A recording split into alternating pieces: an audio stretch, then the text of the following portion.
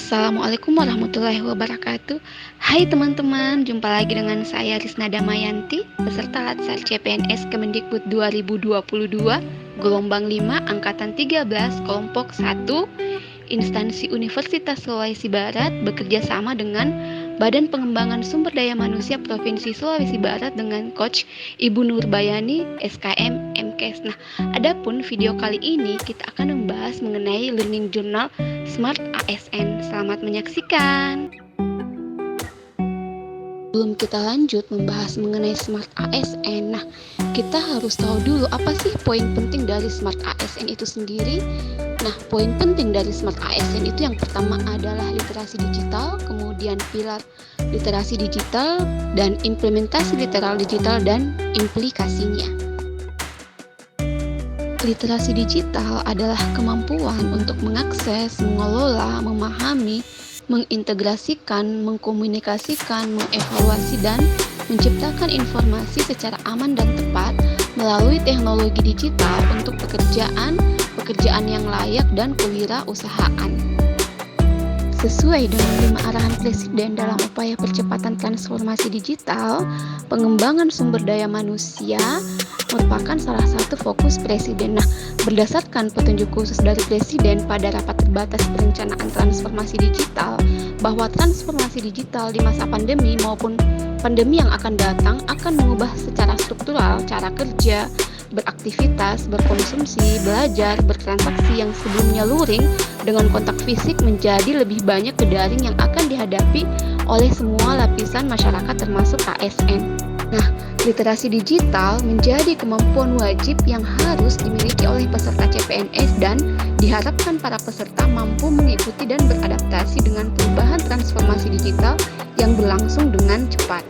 Hingga kompetensi literal digital diperlukan agar seluruh masyarakat dapat menggunakan media digital secara bertanggung jawab. Nah, adapun 5 langkah percepatan transformasi digital berdasarkan arahan Bapak Presiden kita, yaitu yang pertama adalah segera lakukan percepatan perluasan akses dan peningkatan infrastruktur digital dan penyediaan layanan internet. Yang kedua, persiapkan roadmap transformasi digital di sektor-sektor strategis, baik di sektor pemerintahan, layanan publik, bantuan sosial, pendidikan, kesehatan, perdagangan, industri maupun penyiaran. Yang ketiga adalah percepat integrasi pusat data nasional. Yang keempat, siapkan kebutuhan sumber daya manusia talenta digital. Yang kelima, yang berkaitan dengan regulasi, skema pendanaan dan pembiayaan segera disiapkan secepatnya. Adapun kompetensi dari literasi digital yaitu ada digital skills, di mana mengetahui, memahami dan menggunakan perangkat keras dan piranti lunak serta sistem operasi digital. Kemudian ada digital culture, yaitu membaca, menguraikan, membiasakan, memeriksa dan membangun wawasan kebangsaan, nilai Pancasila dan Bhinneka Tunggal Ika. Kemudian ada digital ethics, yaitu menyadari, mencontohkan, menyesuaikan diri, merasionalkan, mempertimbangkan tata kelola etika digital. Kemudian ada digital safety, yaitu mengenali, kemudian mempolakan, menerapkan, menganalisis, menimbang, meningkatkan kesadaran perlindungan data pribadi dan keamanan digital.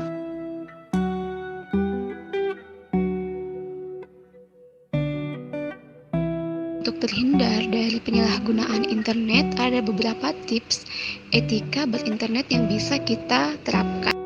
Yang pertama adalah cerdas dalam penggunaan internet, kreatif dan produktif.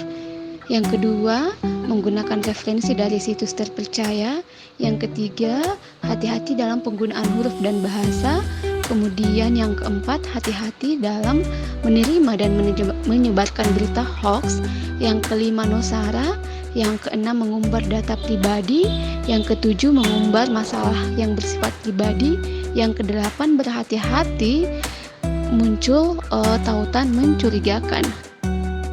Adapun keunggulan internet untuk bertransaksi, yang pertama yaitu biaya operasional lebih efektif dan efisien. Kemudian toko dapat beroperasi 24 jam, potensi pasarnya lebih luas hingga ke internasional ataupun global.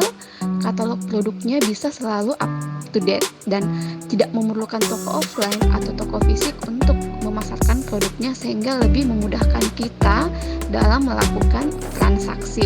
kemudian modalnya lebih kecil untuk memulai usaha. Adapun hak dan kewajiban dalam dunia digital yang harus kita perhatikan, yang pertama adalah mudah diakses dan tidak diskriminatif, kemudian kita bebas berekspresi selama tidak melanggar hak asasi manusia dan mendapatkan informasi, kemudian kebebasan berkumpul, berkelompok, dan partisipasi, perlindungan privasi dan data, pendidikan dan literasi, perlindungan terhadap anak. Nah, adapun implementasi literasi digital dan implikasinya, yang pertama yaitu lanskap digital, sebutan kolektif untuk jaringan sosial, surau, situs daring, perangkat seluler, dan lain sebagainya. Yang kedua ada transaksi elektronik, di mana ada Undang-Undang Informasi dan Transaksi Elektronik Nomor 11 Tahun 2008. Kemudian transaksi dengan menggunakan komputer dan media elektronik lainnya, jenis pembayaran transaksi elektronik atau daring diantaranya adalah transfer bank, dompet digital, COD, pembayaran online, kartu debit, dan kartu kredit. Kemudian yang ketiga, penipuan digital, di mana seseorang dapat memanfaatkan seluruh aplikasi pada platform media internet untuk menipu para korban dengan berbagai modus menggunakan sistem elektronik, baik itu komputer, internet, maupun perangkat telekomunikasi yang disalahgunakan untuk menampilkan upaya menjebak pengguna internet dengan beragam cara. Sekian video kali ini, sampai jumpa di video berikutnya. Terima kasih.